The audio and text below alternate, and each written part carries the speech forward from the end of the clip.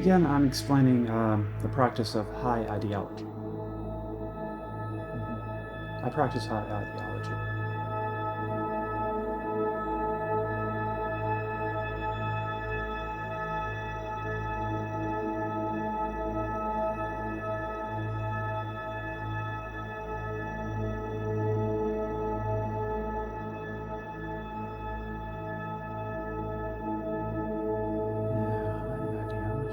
Highest esteem of self, highest esteem of the world, highest esteem of the future, highest esteem of the totality.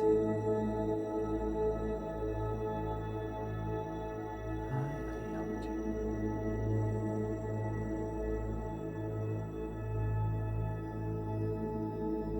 And of course, there are going to be those people who say, well, that's nothing but wishful thinking.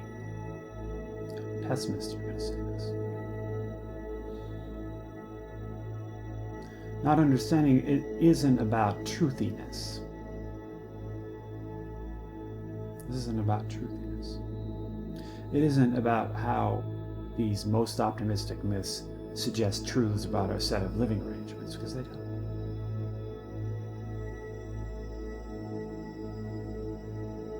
That's what discovery religions do.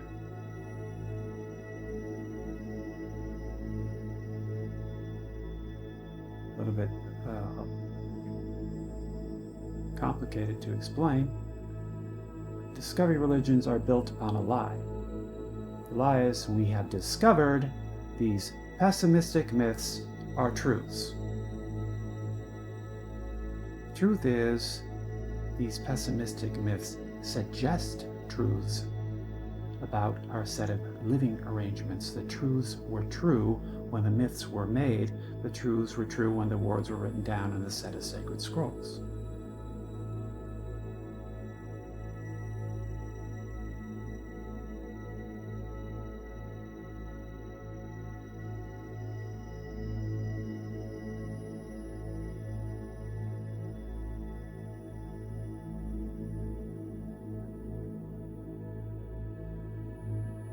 The truths were,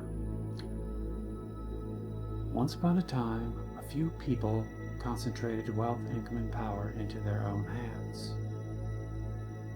The few people ruled over territories. Success attracted competition. The concentration of wealth, income, and power into the hands of the few people made the competition to rule homicidal, genocidal, and even suicidal at times. For that reason, few people became a few paranoid, oppressive, violent people.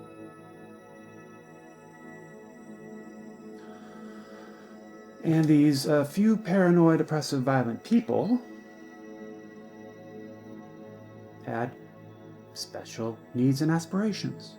Their special needs and aspirations were to achieve and maintain authority, power, order, and control.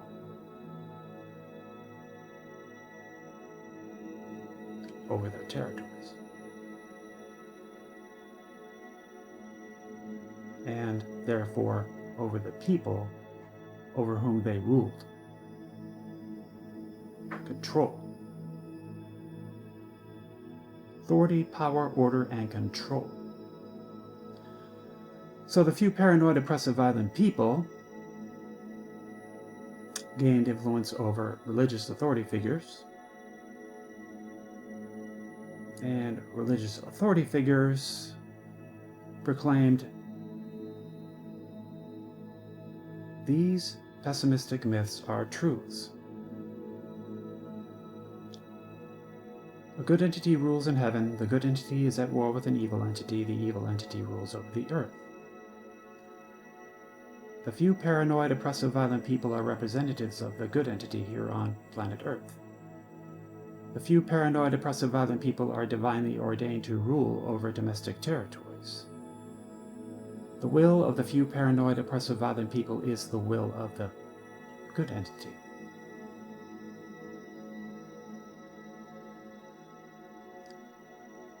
The outsiders are representatives of the evil entity. The outsiders are not divinely ordained to rule over foreign territories.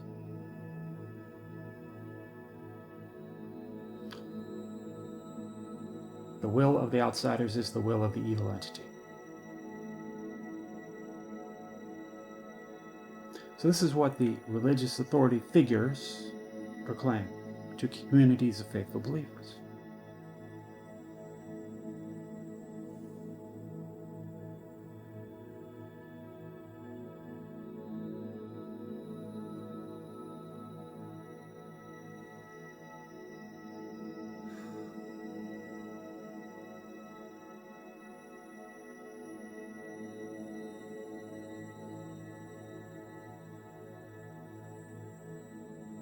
And right there in saying this, you can see the connection between the good entity and the few paranoid, oppressive, violent people, the evil entity and the outsiders, ruling in heaven and ruling over domestic territories, ruling over the earth and ruling over foreign territories.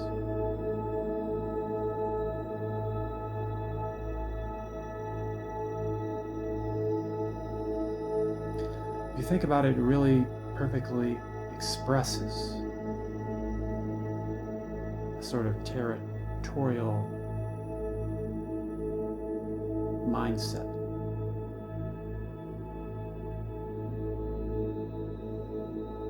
And then if we move on to a discussion of eschatology, how the world is going to come to an end according to these discovery religions,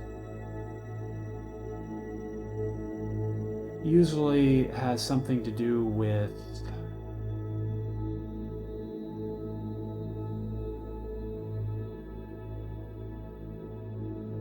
the few paranoid, oppressive, violent people who rule over domestic territories having a final victory over the outsiders. Although it's not explained in that way. That's the general gist of it. World conquest. And then Judgment Day, where those who observed and obeyed the will of the few paranoid, oppressive, violent people, those people who exhibited unquestioning obedience and unswerving loyalty to the few paranoid, oppressive, violent people will be rewarded with elevation to a place of safety and refuge.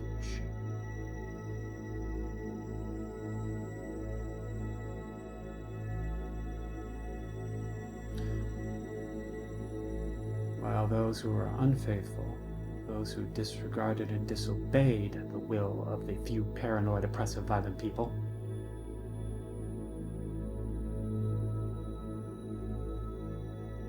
those people will be cast down to a place of danger and exposure.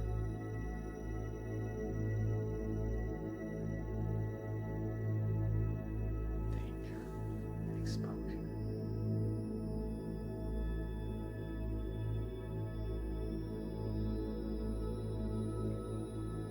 Some of the unfaithful will be murdered upon arrival, and some will be enslaved under horrendous conditions until they drop dead of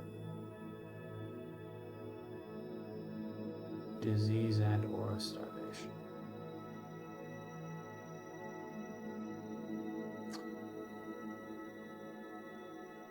We've already seen this try to play itself out here on planet Earth, bizarrely, didn't we?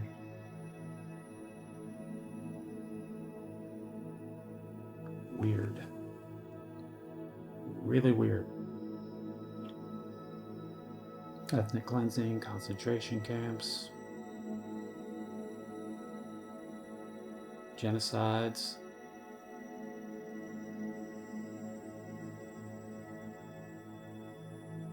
This territorial mindset.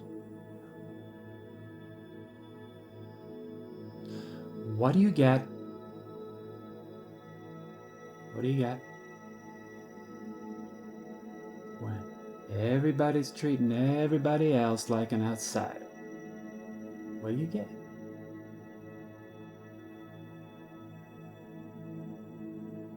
You get a diseased seed body, you get a diseased habitat. So does any of this make any sense?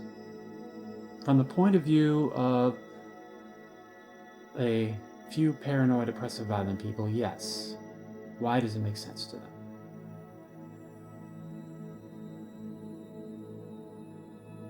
Because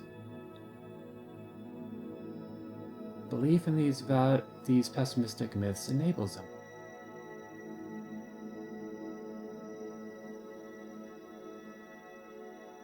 They make themselves into slave masters and communities of faithful believers into their slaves.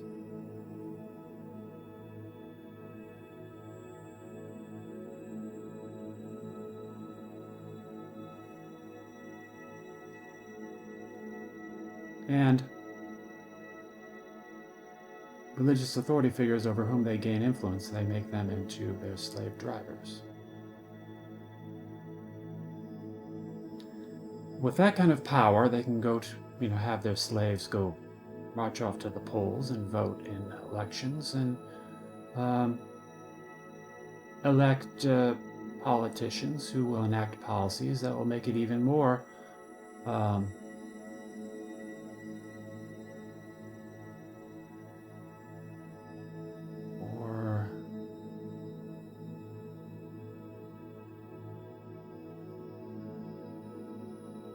likely that wealth, income, and power will concentrate further into the hands of a few people. Like they pass policies that will facilitate that.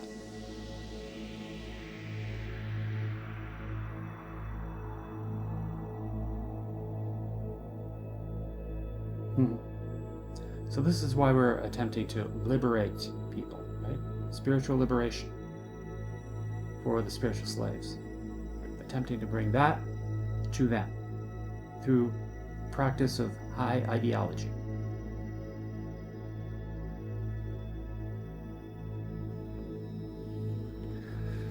And high ideology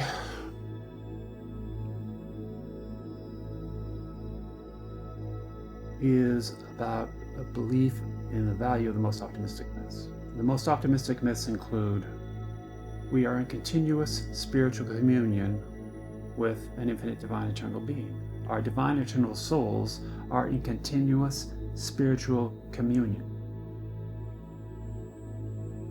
We are entertainers. We are actors in the drama of life and death.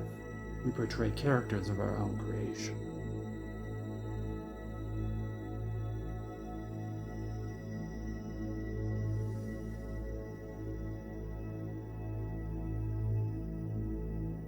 We have the ability. I'm grateful. I, for one, am grateful. I think gratitude is the right attitude.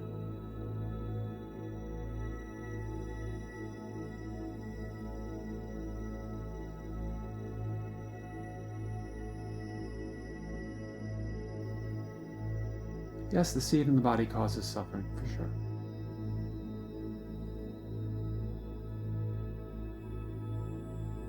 Absolutely. It most certainly does.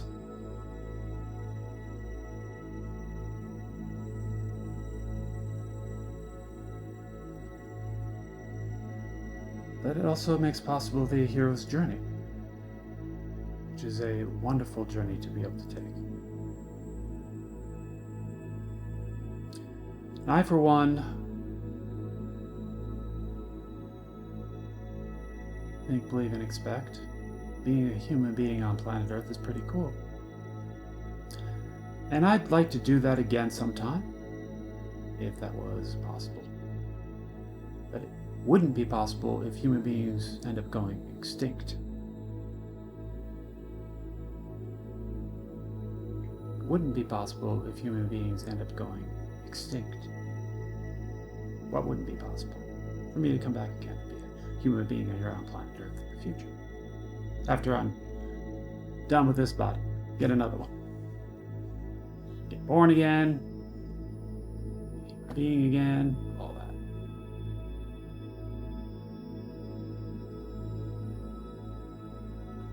Second coming, right? Totally not. But if there's no human beings to come back to because they went extinct, well, that'd be a shame, wouldn't it? So, for selfish reasons, that's another selfish reason why I have made it my mission to save humanity from extinction and act on that mission by using nothing more serious than the simple communication of ideas. And that's what video is so wonderful for, isn't it? It's communication of ideas. People don't want to read a book anymore. Not when you can watch a video, right?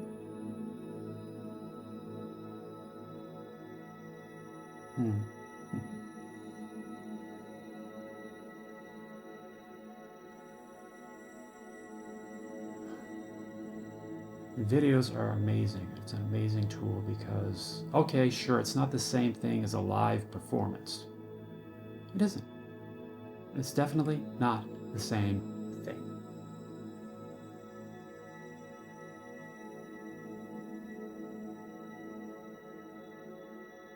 Videos are not the same thing. They're an illusion. They're a record of a moment in time. But the great thing about the record is you can play it over and over again. Right? If it's a good record, it adds value to people. People can play that record over and over again. Do you see where this is going? Do you see where this is going? Do you see the business potential here?